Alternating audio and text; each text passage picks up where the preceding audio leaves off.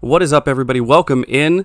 This is Jordan with Ravens Flash Report, and what a great win for this Baltimore Ravens team today. We're going to talk about how they did that and more in today's video, but before we get started, real quick, I'd just like to say that the Ravens, 28 points scored.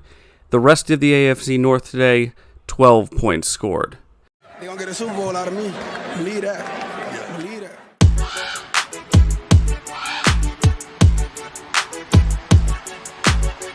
I'm a Raven. It's on. All year. Every year. So, to start out, the start of the game was not great for this team, right? Like, we didn't come out hot out of the gate, and most of us knew that the defense for the Browns was elite, and we saw that throughout the day. The defense was very disruptive, very excellent in coverage, especially early on in the game. It looked like it was going to definitely be, a dogfight out there. So, kudos and shout out to their defense. We'll talk about them probably a little bit more, because the start of the game, I got the first few drives up here. First drive, 3-and-out, punt. Second drive, 3-and-out, punt. Third drive was basically just the interception, and then one play, 10-yard run into the end zone for Lamar, which is an excellent run by him, so kudos to that. But we just had no offense going in the first quarter of the game, even into the second quarter of the game. Fourth drive, 3-and-out, punt.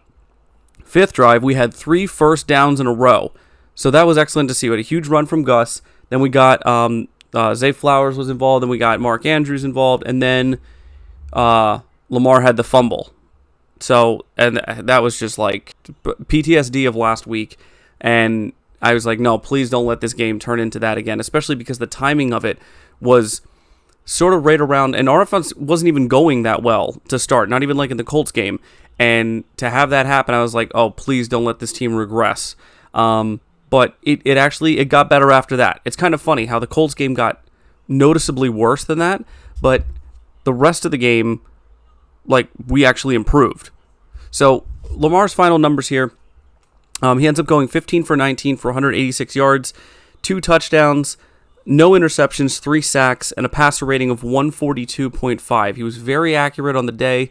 I think there was one missed throw that he threw in his last series in the fourth quarter that was just kind of like on a third down or whatever. But other than that, I can only remember a few incompletions. One of them was to the outside to Zay.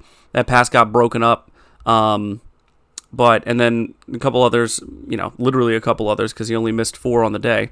Kind of an underwhelming game from Gus. 15 rushing attempts for 48 yards for 3.2 average. He did have a couple of really important runs though, right? It wasn't like every run that he went for was 7-8 yards or whatever it was, but he had a couple of good chunk plays. I think his longest on the day was about 15 or 16 yards.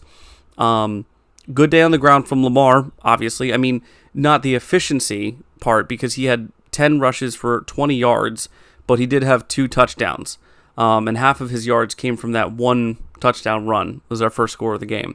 Yeah, the rest of it, 186 yards overall. 80 of those yards went to Andrews. Andrews was 5 for 5. He is back, ladies and gentlemen. Mark Andrews is in the building, and he is putting his stamp again on the Cleveland Browns. Like I said in the pregame preview, all that stuff, Mark Andrews is a Cleveland Brown beater.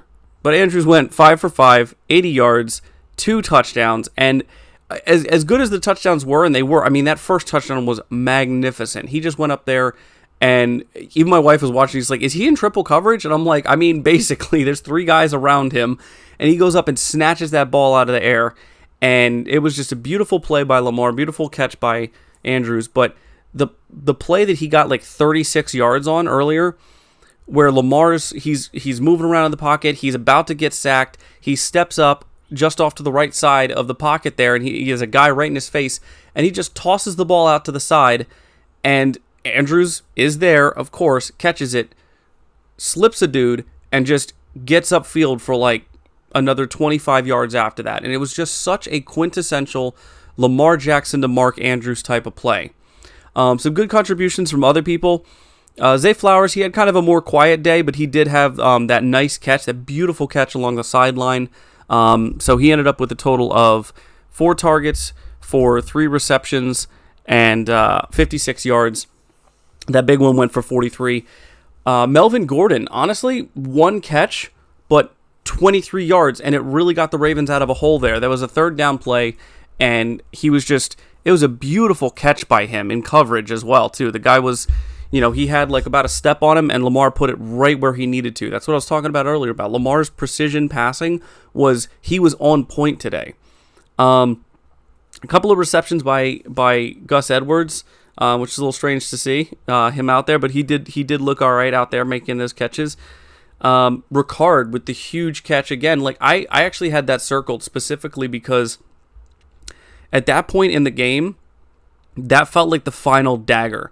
That felt like if you were a Cleveland fan, and if any Cleveland fans are watching this video, let me know in the comments, was that the moment that you guys felt like we have no chance to win this game now? I mean, I know you guys were having offensive woes as it was. The rookie QB was, well, he looked better in preseason. He had a rough time, for sure. The Baltimore defense, they did not make it easy on him at all. He did make some plays, but it was too little too late on most of them. So, but that Patrick Ricard play, I definitely feel like that 14-yard catch on third down was kind of the dagger there. Let's talk about defense, because Roquan Smith was all over the place today, which I love when a guy is able to back up the smack talk that he puts out there, even as cordial as it sounded, right, in the interview. I just love that. I love when someone is able to basically walk the walk after they talk the talk. And Roquan Smith is a great example of that. He had 10 tackles on the day, led the team in tackles again, double digits. He had a tackle for a loss and 2 passes defended. He almost had that interception, and I know he was mad about it. But it was still a great effort on his part, great effort on this defense at whole. A couple other people. Patrick Queen only ended up with 5 tackles. He was second on the team in tackles, but he was flying around. He was everywhere. He had 3 tackles for loss, and the sack, as soon as I saw Ford just get pushed out of the way, I was like, this guy is done. I mean, it was like he came in for pass protection, he did what he was supposed to do, and he literally just it was like somebody cutting through line. It was like, excuse me, I got to get to the quarterback, and that's exactly what he did. I mean, the pressure by this defense was consistent, and we didn't always get there, but you could tell with a rookie QB, the amount of pressure we were putting on him, that's where a lot of the mistakes were made. That's a lot of where his inaccuracies were coming from. So, a couple other people. I mean, Arthur Millette, I think he played pretty well. He played pretty well in coverage, tackled well. He did have a tackle for a loss and a pass defended. Kyle Hamilton had, I want to say, a bit of an up and down day, but it was more like an up, down, up day, because he was pretty tight in the coverages that he had. He was, a pretty sure tackle, and then he let that one on the outside there and ended up getting the first down after that. It was the quarterback kind of shook him a little bit, and he got upfield on him, but that was the one not great tackle, but he clutched it up, and after that big run that the Browns had with 8 seconds to go, they had basically one play, and he's back there scrambling, he throws the ball, and Kyle Hamilton has the Ravens defense lockdown interception that just keeps the Cleveland Browns from getting that touchdown. They wanted it so bad. They wanted to make the score look better than it did, and no, the score tells the story in this game. Clowney, man, Clowney finished those plays, man. I wanted it so bad for him, and I definitely thought he had it on the second one. The first one, it looked like it wasn't clean. The second one, I really thought he was going to get in there and finish that off. But he still had a really impactful day. He has a lot of pressures. He was beating his guy consistently on the line. So that was excellent to see from him. Matabike also had a pretty good day. Harrison had had an impactful day on a couple of them. But just overall, really good day by this defense. I mean, Stone with his interception, and Stevens with his. I mean, Stevens, that interception was kind of a two-part thing, right? Because he goes up, it's a badly thrown ball, but he goes up, makes the catch, comes down, and then sort of like Zay Flowers kind of realizes, oh shoot, I wasn't touched. And he gets up and runs it all the way back to the 9-yard line. I was hollering for him to make it all the way into the end zone, but we did it the very next play. So that was excellent to see. Excellent to see the turnover turn into points. But Yeah, I mean, honestly, just the pressure we put on that young QB all game was phenomenal to see. I think there was a graphic they put up on the screen talking about how the Browns were the number one defense and, all these things, and they certainly are amazing. And then, oh, who's in second? Oh, it's us. Yeah. So, we're right there, and we were definitely the better team today. If the game had been different, if Deshaun Watson was out there, yeah, maybe. But it also would have been a different game if, I don't know, Nick Chubb was out there and J.K. Dobbins and Ronnie Stanley, because Patrick McCarry was doing his best, but Myles Garrett is a freaking handful.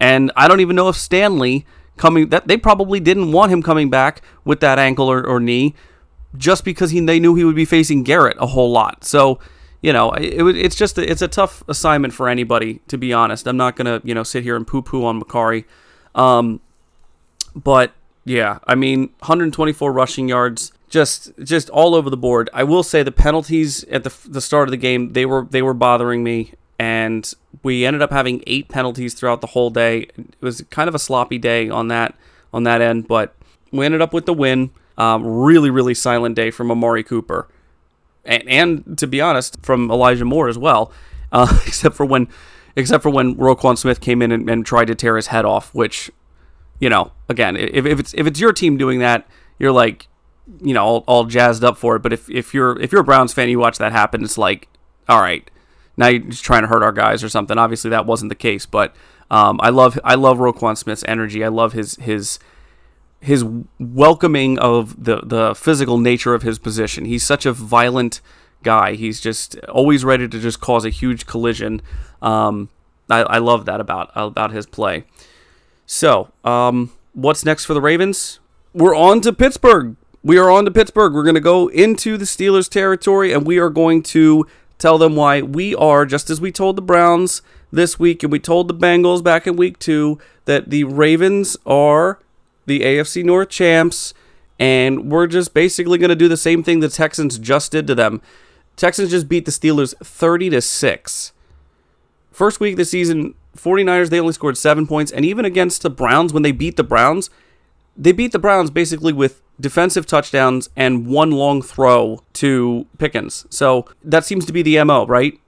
People thought we were kind of underwhelming against the Texans, and then, we lose to the Colts unexpectedly, but for some reason, AFC North games, dominant. And that's how this Browns game felt, right? Like, they couldn't find any rhythm. We found a rhythm. They never did, and we dropped 28 on them. So, should be a good game against the Steelers. Hopefully the O-line continues to get healthy, because TJ Watt is going to be a problem, just like Myles Garrett was a problem. So, really looking forward to that. But today is a good win. We are in sole possession of first place in the AFC North, and I will remind everyone that the Ravens today scored 28 points.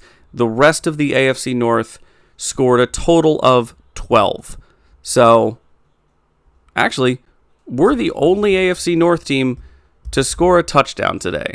So, I'll end it there. But yeah, great win by this team, and looking forward to more of it next week against the Steelers. You guys have a good rest of your day. Have a good week, and I'll see you all real soon. Thanks. Bye.